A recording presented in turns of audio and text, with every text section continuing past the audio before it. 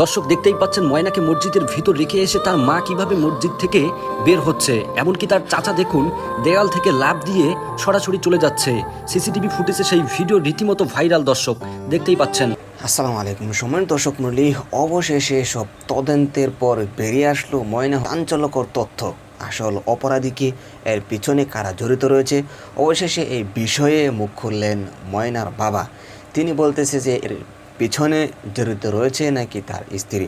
প্রিয় দর্শক মণ্ডলী, আপনারা এই ভিডিওতে দেখতে পারেন বিস্তারিত, তাই আজকের এই ভিডিওটি খুবই গুরুত্বপূর্ণ, না টেনে শেষ পর্যন্ত দেখুন। চ্যানেলে নতুন হয়ে থাকলে সাবস্ক্রাইব করে পাশে থাকা বেল আইকনটি অন করে দিন। প্রিয় দর্শক, তাহলে চলুন কথা না বাড়ে একটি লাইক করে দেখতে থাকি সম্পূর্ণ ভিডিওটি। আইনের আওতায় আনা যাচ্ছে না, কিন্তু আমরা চাই যে এই এত বড় মর্মান্তিক ঘটনা ঘটাইছে তার দ্রুত তাকে আইনের আওতায় আনা হোক এবং তাকে কঠোরতম শাস্তির স্বামীদেরকে অতি দ্রুত গ্রেপ্তার করে আইনের আওতায় আনা হোক।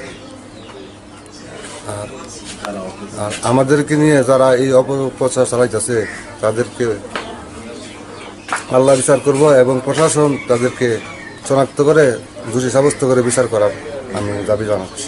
সম্মানিত প্রশাসনের কাছে আমি অহুদুর আবেদন জানাচ্ছি এবং এই সমস্ত যারা আমার নামে অপপ্রচার চালাচ্ছে তাদেরকে নিন্দা জানাচ্ছি। আর প্রশাসন ভাইদেরকে বলবো যারা অপপ্রচার চালাচ্ছে তাদেরকে জলদি তাদেরকে আইনের আওতা আনার জন্য। আর আমার মতো নিরীহ মানুষ যাতে এইভাবে হয়রানি না হয়, আমি প্রশাসনের কাছে বলবো আমার মেয়ে যত তাড়াতাড়ি পারেন আসামিকে শনাক্ত করে। ঘটনাটি আসলে সারা দেশে আলোড়ন সৃষ্টি করেছে। কেউ বলছে যে মা এবং চাচা দোষী, কেউ বলছেন যে হুজুররা দোষী।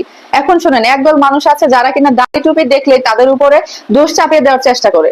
হ্যাঁ, আমাদের এই যে কিছু বছর আগের থেকে টুপিওয়ালা মানুষ দেখলেই যে কোনো ধরনের বলেন যাই কিছু বলেন তাদের উপর দোষ চাপায় দেওয়ার একটা চেষ্টা, একটা টেন্ডেন্সি থাকে। এখন আমি বলবো না যে তারা নির্দোষ, এখন আমি এটাও বলবো না যে মা চাচাও নির্দোষ। এমনও তো হতে পারে যে এখানে তৃতীয় পক্ষ কেউ রয়েছে যারা কিনা এই ঘটনাটির মোড় ঘুরিয়ে দেওয়ার জন্য মা এবং চাচা কিংবা হুজুরদের উপরে চাপানোর চেষ্টা করছে।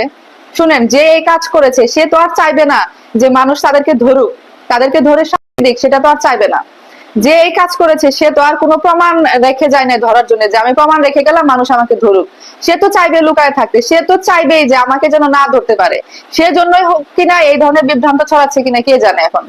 এখন যাই যে এই কাজটা করেছে একদম দূরের কোনো মানুষ কিন্তু করে নাই। বিগত দিনে আপনারা দেখবেন যে এই ধরনের যেগুলো এসেছে, এই ধরনের ঘটনা যেগুলো এসেছে, এদের মধ্যে কিন্তু আপন জনেরাই জড়িত। আসলে আপন জনেরা ছাড়া এই ধরনের কাজ খুব কম মানুষই করে, সেটাই হচ্ছে কথা। এখন দেখুন, ময়নার বাবা মা কিন্তু আসলে জানতো না যে ময়নার সাথে এরকম ঘটনাটি ঘটবে।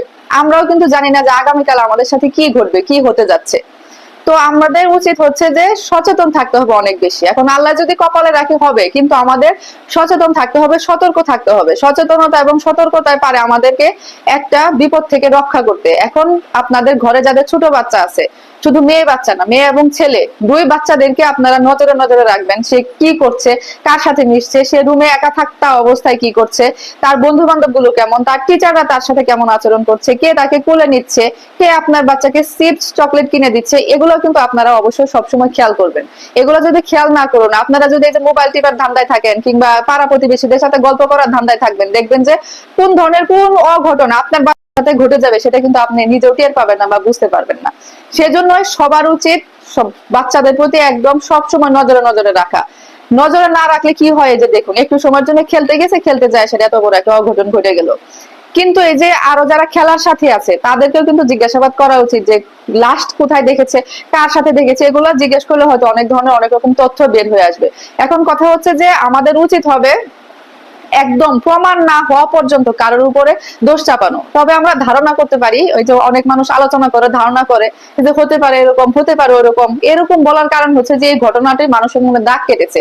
একটা ছোট্ট শিশু দাগ কাটার জন্য যে সে যেন একটা সঠিক বিচার পায়, এই ধরনের মানুষ মানে যে এই কাজটা করেছে তার যেন উপযুক্ত সেটার জন্য মানুষের এত আলোচনা সমালোচনা। এটাই হচ্ছে কথা, বুঝছেন, এটাই হচ্ছে কারণ। তো এর পিছনে যারাই জড়িত থাকুক, যে বা যারা জড়িত থাকুক, তারা যেন একদম উপযুক্ত শাস্তি এবং এমন পায় যেন এই ধরনের কাজ করতে পরবর্তীতে মানুষ একটু চিন্তা করে, একটু ভয় পায়। না হলে কিন্তু কিছু এগুলো শুধরাবে না। দেখুন কদিন পর পর এই ধরনের ঘটনাগুলো ঘটছে। এবং শুধু বড় মানুষের সাথে না, এই বাচ্চাদের সাথে কিন্তু বেশি ঘটছে। প্রিয় দর্শক মণ্ডলী, আশা করি সম্পূর্ণ ভিডিও দেখে আসলেন। ভিডিওতে যে কথাগুলো শুনলেন ময়নার বাবা এবং আরও যারা যারা বক্তব্য দিয়েছেন, এই কথাগুলো নিয়ে আপনাদের কি মনে হয়, এই কথাগুলোর উপর আপনাদের কি মতামত থাকলে অবশ্যই আপনাদের মতামতগুলো কমেন্টে জানিয়ে দেবেন, এমনকি ভিডিওটি শেয়ার করে সকলকে দেখার সুযোগ করে দেবেন। তো আজকের মতো ভিডিওটি এখানেই শেষ করছি। আবারও দেখা হচ্ছে অন্য ভিডিওতে। সেই পর্যন্ত সকলে ভালো থাকুন, সুস্থ থাকুন। আসসালামু আলাইকুম ওয়া রাহমাতুল্লাহ।